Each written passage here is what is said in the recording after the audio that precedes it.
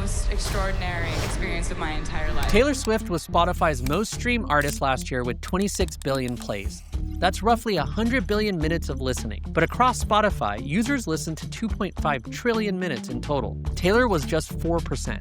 So where's the other 96% coming from? That question stuck with me, and it got personal. A while back, I was in a cafe, heard a song I liked, and tried to Shazam it, but nothing came up.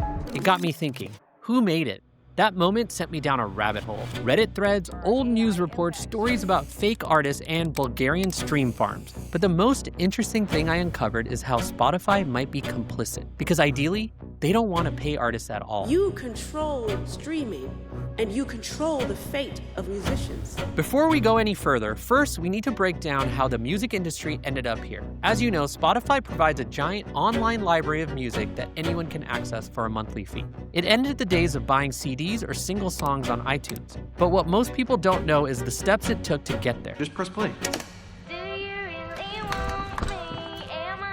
How the hell did you do that? This is Daniel Ek, the founder of Spotify. He was born in Sweden, arguably the home of internet piracy. Daniel even said this on a Freakonomics interview. I don't think I would have been that interested in music if it weren't for piracy, to be honest. We couldn't afford all the records that I wanted. Before starting Spotify, he built his reputation as a teen web designer, eventually selling an online advertising company for $1 million.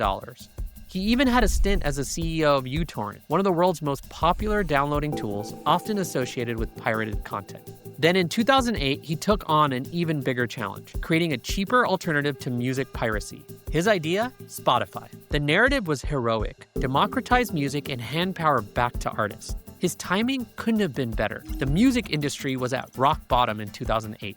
Their revenue had halved since the 90s. They were desperate, and they reluctantly agreed to license music to Spotify. Fast forward to today, and Spotify is a household brand name. But the interesting thing is they have a problem. It's their surprising economics. Despite 700 million users and $16 billion in annual revenue, Spotify survives on razor-thin margins. In fact, 2024 was the company's first full profitable year since launching. Why? Because Spotify only keeps about 30% of the money it makes. The other 70% goes to music rights owners, record labels, publishers, and distributors.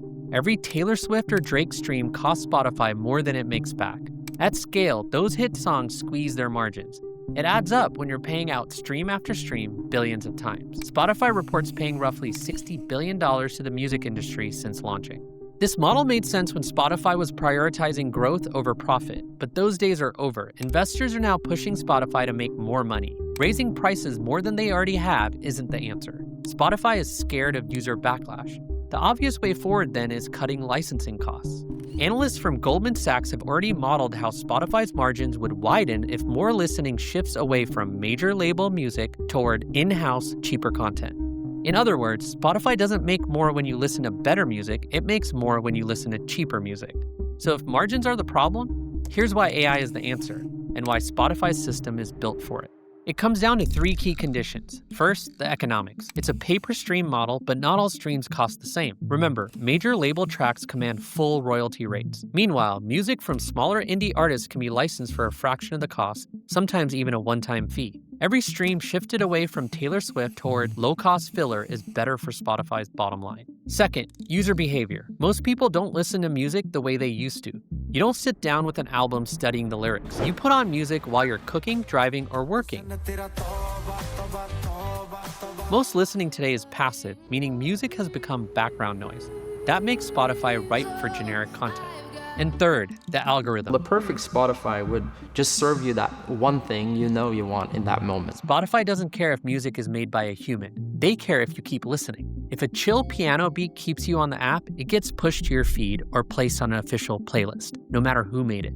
Put those three together and you get a system that rewards quantity over quality. And it didn't take long for outsiders to figure out how to exploit it. Take the case of a Bulgarian man who created a massive stream farm.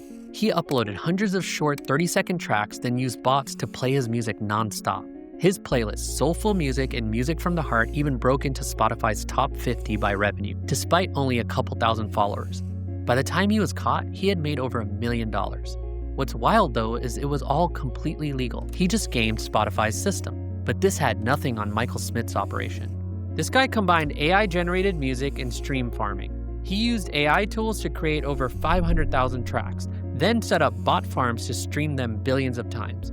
He made $10 million in royalties. His scheme was so sophisticated it flew under the radar for years. But in 2024, he was indicted for wire fraud, conspiracy, and money laundering. The DOJ is still working the case, and we don't know whether what he did in regard to gaming Spotify's system is actually illegal. These two cases prove something important. Spotify's system and its 3 key conditions doesn't just allow gaming, it rewards it. Here's the irony. Every fake stream saves Spotify money compared to a real one. And if outsiders can pull this off, imagine the incentive for insiders. Here's where the story takes a darker turn. At first, it sounded like a conspiracy theory. On Reddit and music forums, users noticed strange patterns. Artists with no social media presence, no fan base, no touring history. Yet somehow, they showed up again and again on Spotify's curated playlists. Speculation turned into evidence when a Swedish newspaper launched an investigation into Johan Raw. Don't worry if you haven't heard of him, because you've probably heard his music. He released nearly 3,000 tracks under 650 fake names and racked up 15 billion streams. That's more than Abba or Elton John. You may have seen his music on official playlists like Stress Relief and Peaceful Piano, just not under his actual name. And Raw wasn't the only one. The newspaper traced more than 800 fake artists back to Firefly Entertainment, a Swedish label with close ties to a former Spotify exec. The reporting showed that roughly 20 real people were behind at least 500 of those aliases. There were also questions about whether the label benefited from Spotify's recommendations or playlist placements. Firefly's revenues grew tenfold between 2017 and 2020. The controversy didn't stop there. Multiple investigations suggested Spotify struck reduced royalty deals with a number of labels and artists. Here's how it worked. Instead of the standard payout, the 70-30 split, some artists accepted a quarter of the usual rate. This was in exchange for spinning up fake artist accounts and pumping out cookie-cutter background music. They were also promised spots on playlists like Deep Focus or Ambient Chill. These arrangements allowed Spotify to fill its music library with low-effort filler every week to keep users streaming. While there's no concrete proof, the incentives make a compelling case. It's not the in-house content those analysts from Goldman Sachs once imagined, but every time these tracks replace a real artist on an official playlist, Spotify makes more money, while musicians lose income. Now you might be thinking, surely, Spotify has rules against this, right? Well, not necessarily. Spotify's official line is clear. They don't ban AI-generated content. All tracks are treated equally. And in terms of fake artists, their response is that stage names have been common practice in the industry for decades. What they do ban is deceptive content. But what counts as deceptive content? That seems to depend on who's being deceived. Take the 2023 viral song Heart on My Sleeve, which was apparently a new track by Drake and The Weeknd. It exploded across social media. 15 million views on TikTok and over 600,000 streams on Spotify in just 1 week. It was even submitted for a Grammy nomination for Best Rap Song. But it was eventually disqualified for lacking human authorship because it turned out the song was created by someone called Ghostwriter977. They used AI tools to clone the voices and probably make the beat too.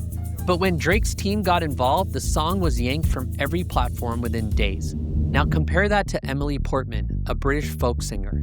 In August 2025, she woke up to fans congratulating her on a great new album. The problem was she hadn't released one. But it's all AI, apparently. Someone had uploaded an AI-generated record called Orca to her official Spotify page, complete with convincing writing credits and song titles.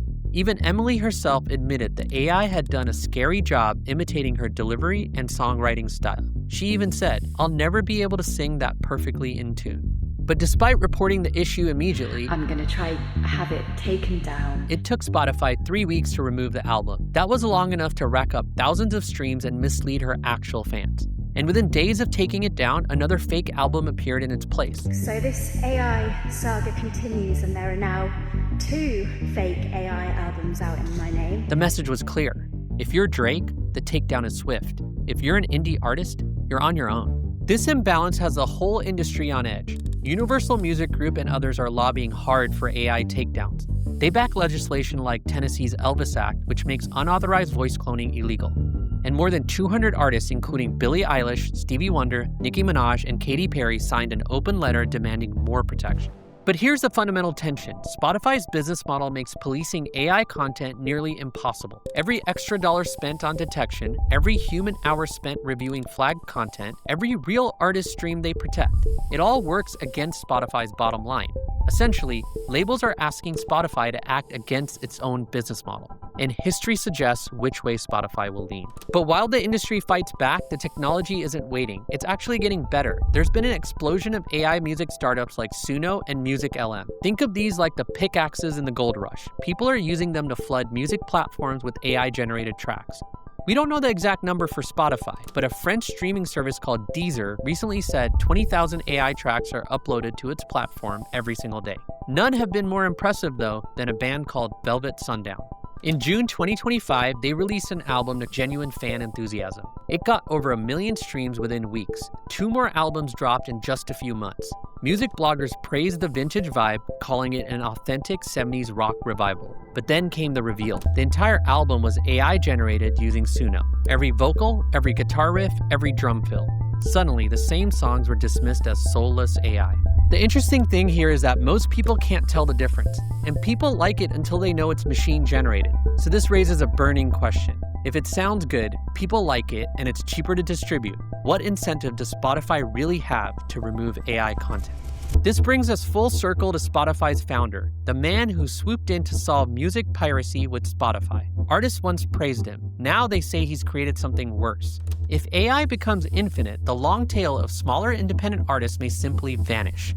Spotify isn't asking whether AI music is coming. They're asking how much of it can they afford to put in front of you, because the economics point in only one direction. The tech keeps getting better. Spotify wants to make their platform as sticky as possible, and users want recommendations that match their mood. I hope it's clear by now that Daniel never set out to destroy human creativity, but he might have built the perfect machine to do exactly that. And this time, there might not be a heroic narrative for Spotify to hide behind. Because Taylor Swift may be their biggest star, but the real winner might be AI. So the next time you hear a track you can't Shazam, don't be surprised like I was. It might not be a person at all.